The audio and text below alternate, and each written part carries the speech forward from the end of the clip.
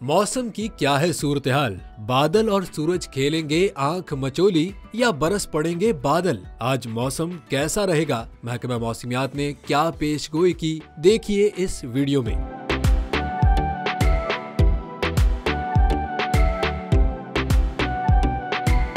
मुल्क के बेशतर हिस्सों में हो चुकी है मौसम सरमा की शुरुआत। धुंध और स्मोग ने जमा लिए हैं अपने डेरे। मुल्क के बेशतर इलाकों में मौसम खुश्क, जबकि बालाई और वस्ती इलाकों में मतला जुज़वी अबरालूद रहने का इम्कान है। पंजाब और खैबर पख्तूनख्वा के मैदानी इलाकों में सुबह के औकात में धुंध और स्मोग होगी। पंजाब और खैबर पख्तूनख्वा के बेशतर अजला में मौसम खुश्क, सर्द और जुज़वी तौर पर अबरालूद रहेगा। अब बात की जाए बलूचिस्तान और सिंध की, तो इसके बेशतर अजला में मौसम खुश्क और मतला जुज़वी अबरालूद रहेगा, जबकि दालबंदीन, नौकुंडी और गिरदोनवा में हल्की बारिश हो सकती है। इसके अलावा कश्मीर और गिलगित बल्तिस्तान में भी मौसम सर्द और मतला जुज़वी अबरालूद रहेगा।